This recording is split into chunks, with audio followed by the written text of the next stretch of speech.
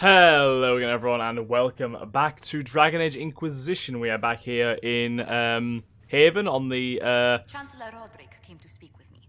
Could you try not to antagonize him? If I offend the man so easily, perhaps he should try leaving me alone. keep on antagonizing him, calling you doing a great job. Anyway. Yeah, we did recruit Iron Bull and his charges in the last episode, but we do have a couple of reports that have came in, so we're going to collect those now. Improve stability. We've sent our soldiers to the most troubled areas. We've received numerous letters of gratitude from people in Ferelden and Orlais. We're proving that trust in the Inquisition will be rewarded, so that's 60 influence there.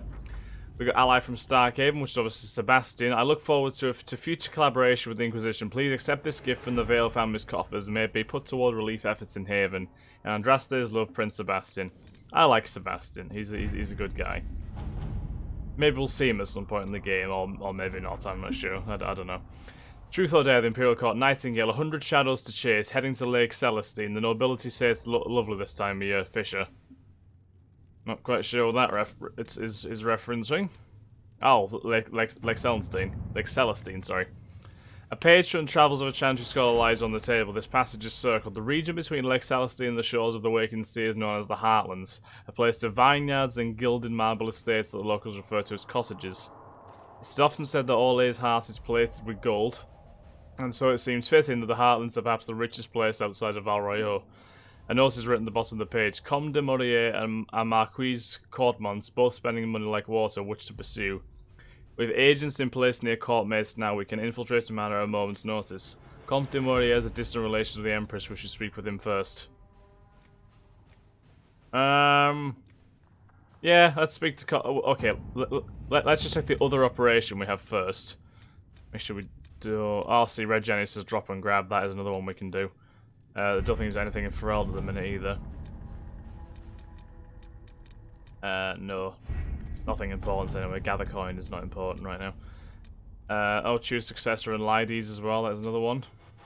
What's this one? Yeah, so we have...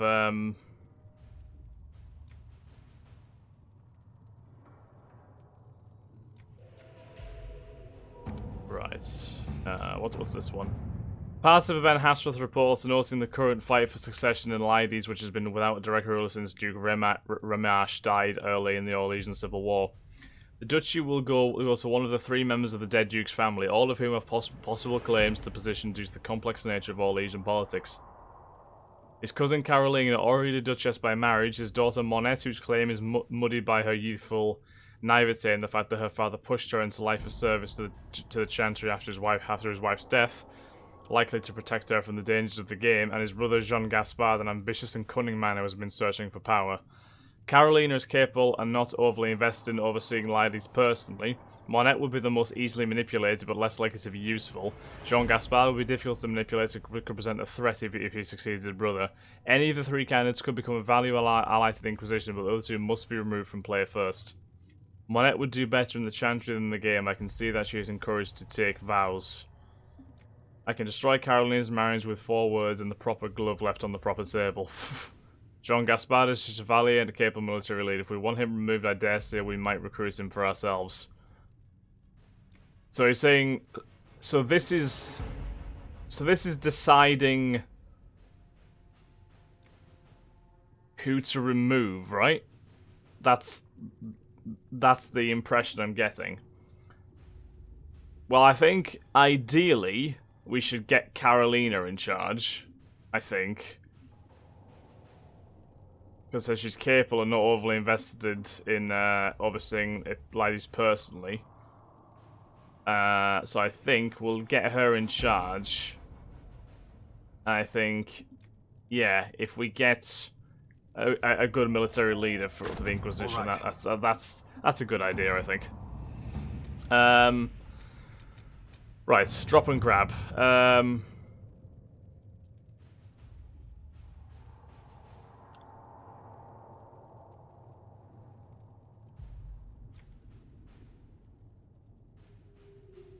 We'll use Josephine for that one. And for this, like Celestine, yeah, we'll go and infiltrate Cormance's house. kind of wish I'd have swapped Liliana and Josephine around there, but at least we have the operations done. Oh, we will do at some point. Fabulous. Thank you very much for all your inputs, ladies and gents. Right. Oh, in fact, while we're here, since we did recruit Iron Bull, let's go and find him and have a chat with him wherever he is. I'm not quite sure where. Where is he actually? Oh, he's over by the merchants. Right. Vivienne approves. That is good. I'm thrilled to hear that. I don't think Vivienne's gonna approve of a lot of stuff that I'm doing, to be honest. But oh well. Yeah, so Iron Bull. I'm interested in Iron Bull. He's very different from most Qunari I've encountered so far. He's way different from the ones in Dragon Age 2. He's much more amiable, from what I can see. So I'd like to go and have a chat with him. If the game would proceed, of course. Oh, Krem's here too. Hello, Krem. Nice work at Redcliffe. I could help the mages learn to work with Inquisition soldiers if you like. Not that the chief has any apostates in the group. No, of course not. Let's discuss Iron Bull since he's standing right there. More about the Iron Bull. The chief. First time I met him, he saved my life. I never thought I'd work for Qunari, but he grows on you. He's not like any commander I've ever worked for. That's for damn sure. What kind of commander is he? How's Iron Bull as a commander? If you know what you're doing and hold up your end, he's easy. He doesn't accept any less. If he keeps us alive, he leads from the front, and if you've an idea that'll win the fight, he listens. I've seen bands whose captains had to prove they were swinging the biggest sword. Bull isn't like that. The charges might give him more lip than you'd expect, but every one of us would lay down our lives for the big ass. Good. That's a good group there. Soldier wind up in a Qunari spy's mercenary company. I wasn't a soldier at the time. I was in some trouble, trying to flee to Vinter. A Tribune and his men caught me in a border town tavern. They meant to make an example of me. Bull killed them. Gave up his eye doing it. Patched me up and asked if I was looking for work. I've been putting up with his jokes ever since. Ah, well done, Krem. That is... Sorry, well done, That's Bull, how I you should lost say. the That's, Yes. The guards had me on the tavern floor when Bull came inside and yelled for them to stop. One of them saw trouble coming and figured he'd finish me off. The guard had a flare. Bull put himself between me and the blow. Big horned idiot. Didn't even know me. what a nice fellow. It's strange to work for Qunari. He hasn't tried to convert us to the Qun, if that's what you're asking. Bull's charges don't care who you light a candle for, so long as your shield stays up. If he hadn't told me he was Ben Hasrath, I'd have thought he'd left that life behind. I didn't expect he'd tell you all that he was a spy. Not the whole band, but those who've been around long enough to trust. He figures most of us would find out sooner or later, and it should come from him. Eyes to eye, he says. It's never messed up a job. He just writes letters back home. Lots of the boys write letters back home. We'll talk later. Iron Bull is definitely a nice, reasonable man from what Krem is saying. I can't seem to talk to Krem again now. It's rather aggravating. Krem, please speak to me. Krem, you want more conversations topics, Krem? I want to speak to you, Krem. Oh, fine. I'll go and talk to Iron Bull, I suppose. They've got good form. Cullen's putting his Templar training to good use. Did Cullen tell you he was a Templar? He's not wearing the armor. He didn't have to. Might not be a Templar shield, but it's a Templar holding it. He angles the shield just a bit down. Helps direct fire or acid away, so it doesn't spray right into your face. Qunari learned the same thing when we trained to fight Tevinter mages. Your Templar's doing good work. That is an impeccable knowledge of Templars. Yes, he is. I'm impressed by what Cullen has accomplished with the troops. Damn right. It takes time to build a group into a team, but he's got their loyalty. Now he just needs them to make a decent shield wall, and they'll be good to go. Biggest problem for the Inquisition right now isn't on the front line. It's at the top. You've got no leader, no Inquisitor.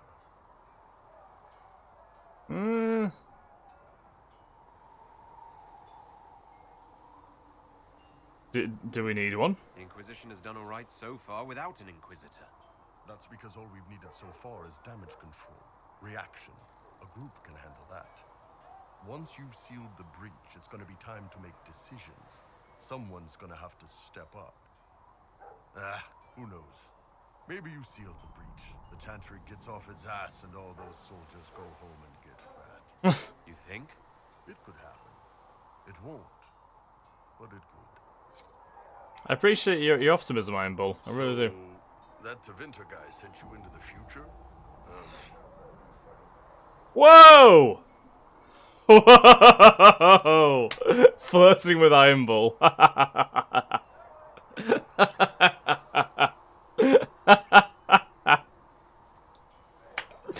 I just can't think of a more mismatched like pairing. Like, you know, I mean, he's a nice guy and all, but right. So it's okay. Tevinter magic goes too far. I've got no problem with normal magic, but Tevinter goes beyond all reason. I know, right? The Vince are always pushing. Anyway. The Vince. I hope That's a I hell of a know name. what it takes to close the breach. Damn thing gives me a headache just looking at it. What's going on? Investigate, see if we can learn more about him. I'd like to know more about your work with the Ben Hasrath. Ben Hasrath is actually a general term. You've got the secret police who investigate problems inside our territory. You've got the re-educators who take people with problems and fix their minds. Or make them disappear. And then you've got the spies. Re-educators? How do the re-educators work? I only know the basics. Wasn't my area. That said, keep a man awake long enough. Ask the right questions, give the right potions, and you can get him to say anything. You don't need blood magic or demons to change someone's mind. We're a lot more fragile than we'd like to believe. You can alter someone's beliefs that easily. One of my friends was a re-educator. He said that every memory is like the page of a book. When you examine a memory, you're turning to that page, and when you're there, the page is laid bare. Write a few notes in the margins of the page, erase a word here and there, and your whole outlook changes. I always felt a little weird reading after that conversation. Oh, God. That's revolting, yeah. Educators sound horrible. Yeah, they probably do. Here's the thing, though. What happens in Orlais when you commit a crime or betray a lord? They just lop your head off. At least the Qunari try to fix you. Got a point there, actually. Yeah, fair play. Yeah, none sound quite like None you, of yeah. those sound exactly like you. Yeah, I was a special case. They sent me to Saharan because they needed someone who could fight and hunt down problems. That whole island was a sack of cats. Incursions from Tevinter, Tal Vashath, and native rebels fighting both sides. And in the middle, me, trying to wrangle the rebels and restore order. Sounds difficult, yeah. I can't imagine that was easy. Nope. I hunted down a lot of rebels. Lost a lot of friends to the Vince, or the Fog Warriors, or the Tal Vashath. One day I woke up and couldn't think of a damned reason to keep doing my job. Turned myself into the re-educators. Jesus. That was brave. Not many people would have the courage to do that. I thought about letting some rebel kill me, but I couldn't give any of those bastards the satisfaction. The Ben Hasrath ordered me to go to Orlais, ostensibly as a Tal Vashath, and work undercover. That's how I ended up here. Stop trying to flirt. You've had a hard time, Sounds yeah. like you had a rough life under the Qun. What, 3 meals a day and free sex whenever I need it? Whoa! Hold on a sec. Boss. Figured I'd rough it with you savages. Anyway, nice talking with you. You too, Bull. What can I do for you? Oh, we got a bunch of codex now. Qunari. I'd What's like this? to know more about the Qunari. You writing a book? Stop it! They sound What interesting, I've yeah. heard about them sounds fascinating. What you've heard was mostly horse shit. Alright, what do you want to know? How do they govern? How do the Qunari rule themselves? It's pretty simple. We've got the matriarchy, the priesthood, and the military. The priesthood figures out how Qunari should live in theory. The matriarchy makes it work in practice. And the military keeps the Qunari safe from outside threats. Sounds basic enough. Does it actually work like that? Is there much infighting? Not like you're thinking of. People disagree, yeah, but the priests are there to solve disagreements. Here in Orlais, politicking comes from people putting their own gain ahead of the gains of society. If you do that among the Qunari, the Ben Hasrath set you straight, or kill you. if their educating doesn't work. I heard there's no marriage among the Qunari. Yeah, that's true. Qunari love our friends like anyone does, but we don't have sex with them. Qunari don't have sex. Oh, we definitely have sex. They're Tamasrans who pop your cork whenever you need it. Seriously? Yes. It's not a big deal like it is here. It's like, I don't know, going to see a healer. Sometimes it's this long, involved thing. It takes all day, leaves you walking funny. Other times you're in and out in 5 minutes. Thank you. See you next week. Oh, I don't know what to say. Sounds different. Yep.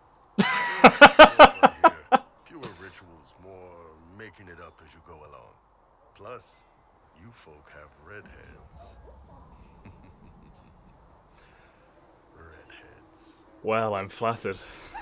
Jesus Christ. Oh my god. Bitterdale. How is everyday life different? Oh, I love this guy. Depends on your job, I guess. Some are just about the same. A baker in Valroyo gets up, gets dressed, and starts work. A baker in Parvolan does the same thing. They don't care about the Empire or the Qun. Mostly they worry about breaking eggs and hope the dough rises right. It can't be exactly the same. The Qunari have no personal freedoms. How many personal freedoms do you figure that baker in Valroyo has? Life isn't about freedom. The baker in Parvolan wonders if she'll be given enough eggs to do her work. Will they come on time? Will the kitchen workers get her bread while it's fresh, or will they come late and blame her because it's stale? Same crap in Valroyo. People are just people. What's it like Yeah, growing up fair. under the Qun? The Tamasrans raise us in these units of kids all our own age. They're like teachers or chantry sisters. They also help figure out what jobs we should do. They had me pegged for military work early on. When they learned I could hit stuff and lie, they started training me for the Ben Hasra.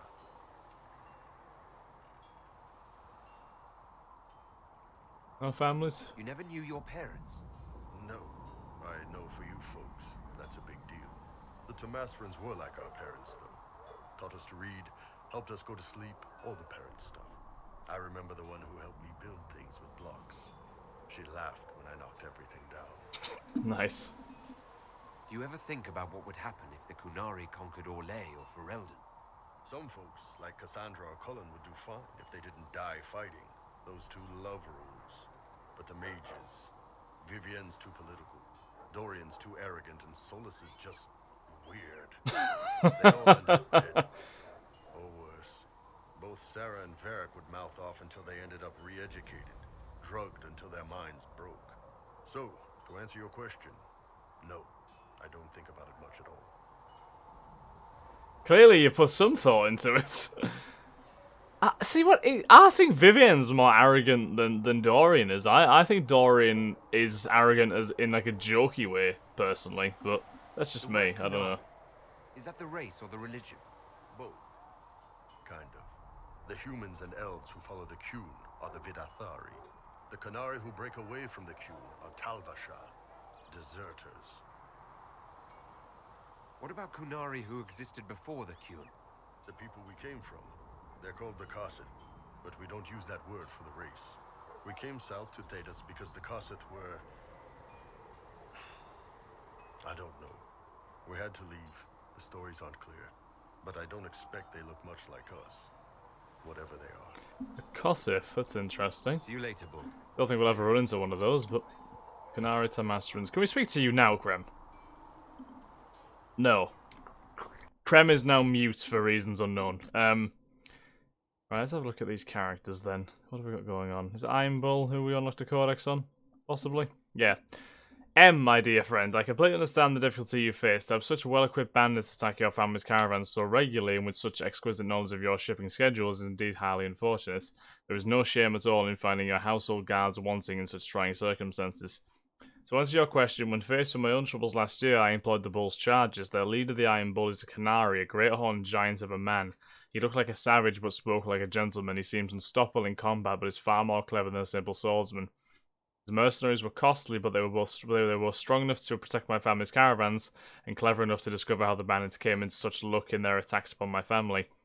The bandits have been no trouble at all since, and a baron of our mutual acquaintance effusively assured me that he would be greatly surprised if they ever again caused us difficulty.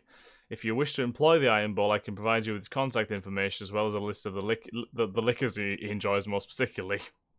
Will your husband also be present in these negotiations, or will you be making the acquaintance of the Iron Ball in a more intimate setting? If so, we shall have to talk the next time our men go hunting. Yours in friendship, B.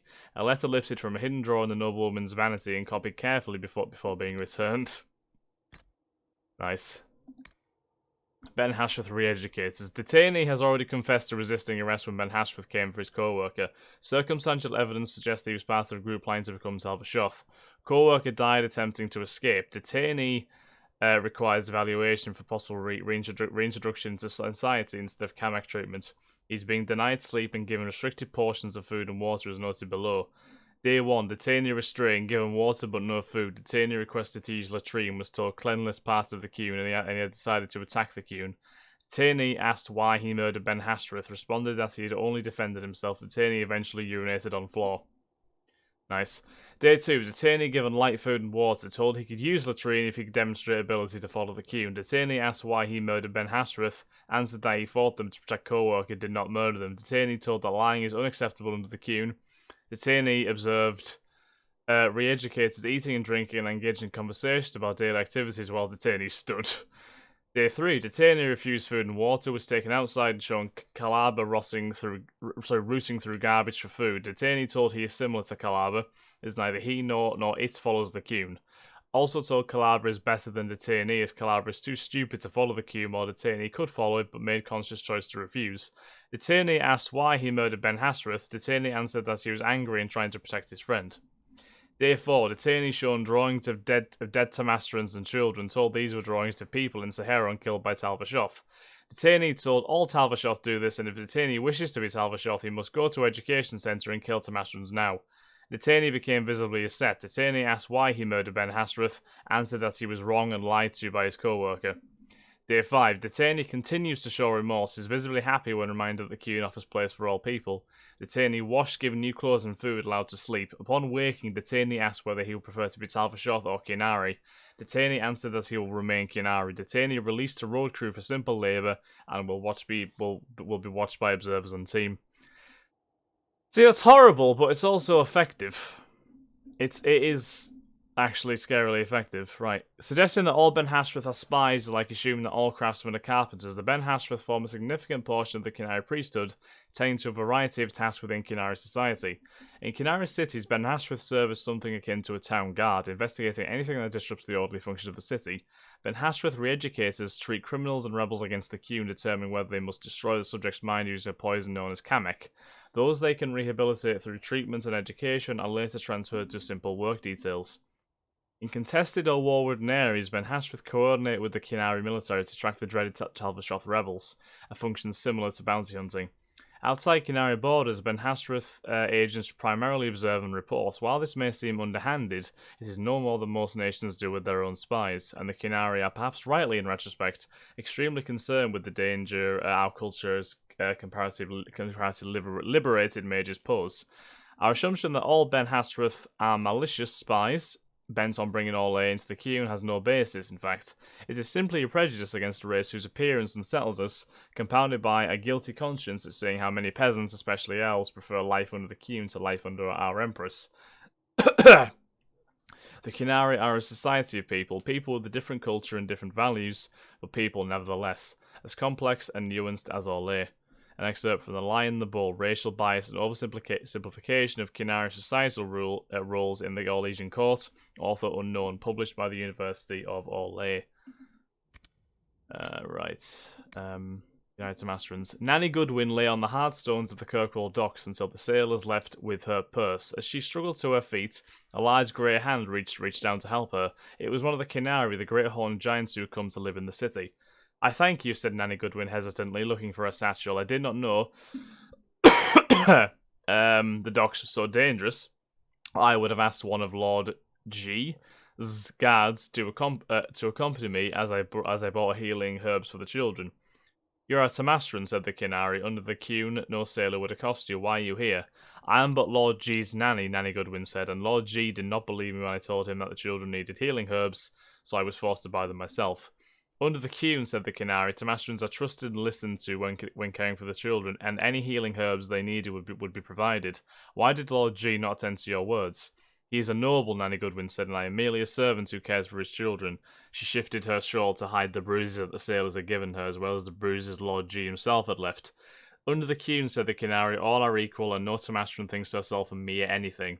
Nanny Goodwin bid the Qunari good day and returned to Hightown with much to think about. Ugh. Shows all Qunari are not bad anyway. Anyway, places. Is this going to be the Qunari city? Or Saharon? Text. The goal is fear. The Qunari and Saharon's markets must fear that everyone who serves their food is a rebel looking for a chance to slip poison onto Qunari's plate. The rebels must fear that every farmer they pass in the fields is a Ben Hasra spy ready to bring soldiers running. And the commoners, the peasants, they must fear everyone. They see rebels light fires that kill Qunari and commoner alike. They see Ben Hasra arrest commoners who all know are innocent. When these events do not occur naturally, it is our duty to catalyze the process. Only when the commoners of Saharon fear the rebels and hate the Qunari will the Emporium be seen as the preferable option.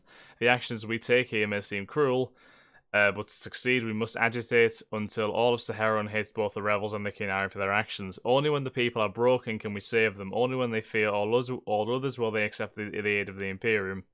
Any good soldier would kill 10 men to save 20. We must bring terror to Saharon so that we might one day bring peace. What a lovely group Tevinter are. Seriously, gotta love them. Right, and that note, guys, I'm going to end this episode here, so thank you very much for watching. I hope you've enjoyed. If you have, then please like, comment, subscribe, and share. And I'll catch you in the next episode of Dragon Age Inquisition. Thanks again, guys. Have a nice day. Bye-bye.